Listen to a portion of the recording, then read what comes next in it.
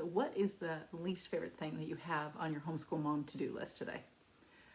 Is it dealing with kids fighting? Possibly is it your triggers?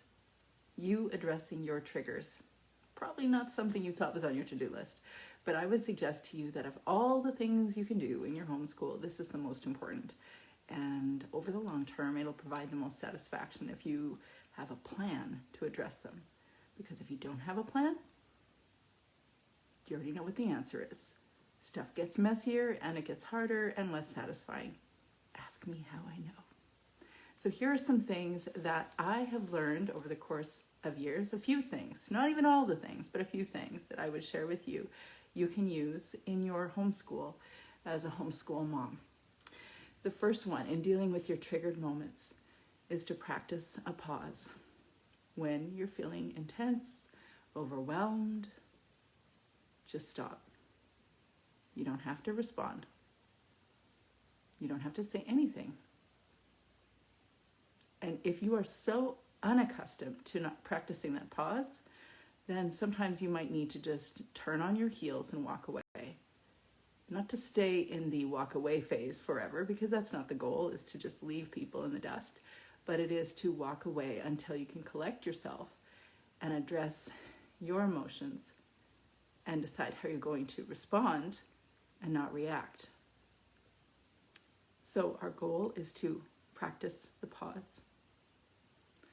On yesterday's live, I shared to practice mindful moments. The reason I shared that as the most important self-care strategy is because if you don't know what you're feeling and you don't know what you're thinking, you don't know what you're dealing with.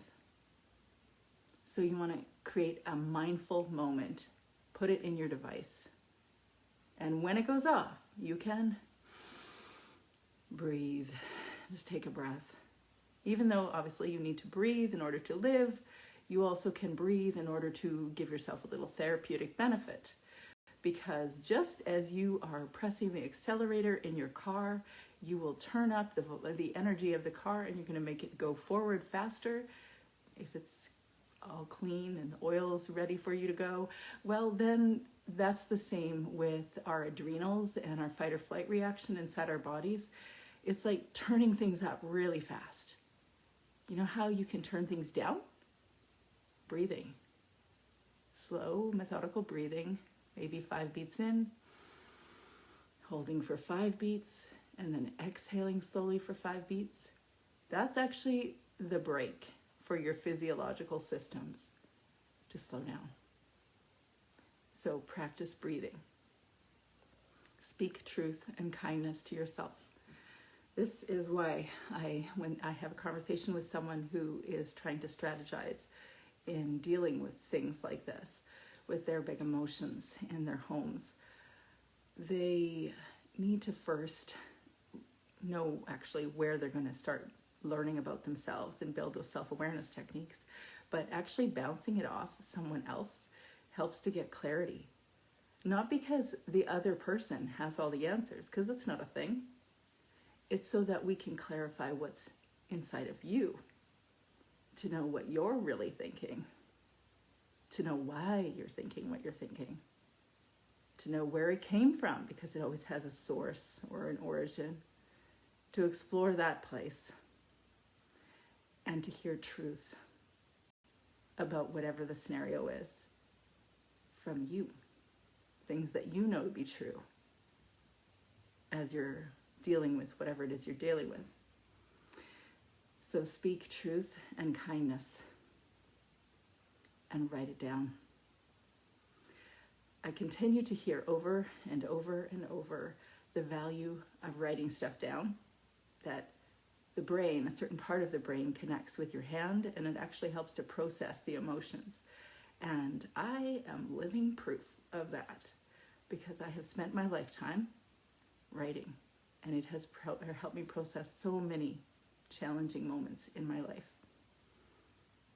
And if you wonder if you can actually write anything down and anything is actually meaningful or useful, well, you just get into the practice of doing it. When I was 7 and I started writing, all I had to say was, I woke up, I made my bed, I brushed my teeth. And I said that for years until I had something else to say.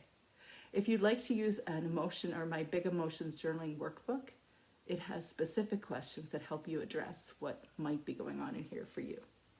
I've also got a thought care checklist that you can find in the link in my bio. That is just a great reminder you can put up on the fridge. You can show the kids. That helps you to practice the pause. And of course, I invite you to strategize with me in how you can address your big emotions in your homeschool. You got this, girlfriend. You really do. It takes time, but you can do this.